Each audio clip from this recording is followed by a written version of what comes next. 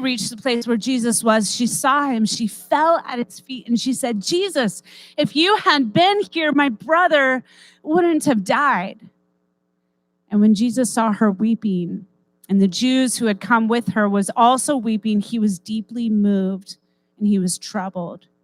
He said, where have you laid him? He said, and they said, come and see.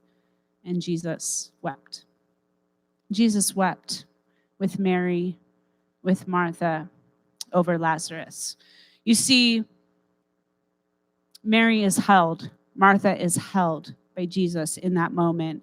Jesus is empathetic to the pain that they're in. He doesn't offer this solace at a distance. He comes near and he shares in their grief. And that's what being held is, to be shared in our grief or celebration, whatever it may be.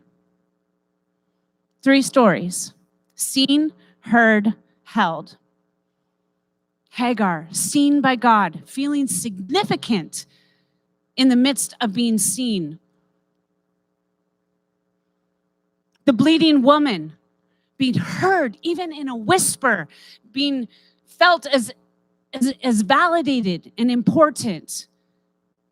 And Mary and Martha being held. When we are held, we know that we are not alone and that we are cared for. I'm going to have you turn into groups. I want you to share which story resonates with you and why, okay? Now, as we turn, I realize often I just say turn and talk, but this is what I want you to do. You're going to turn into your groups.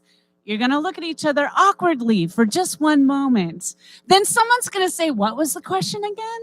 And then you guys are going to have someone who says, I think it was this. And then each of you share, okay? That's how it typically goes, all right?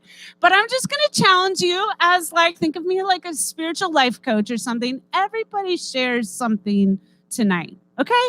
Just share something tonight.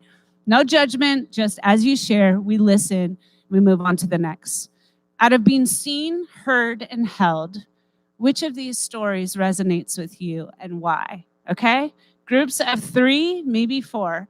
And if someone's kind of hanging out, pull them into your group. Ready? Go.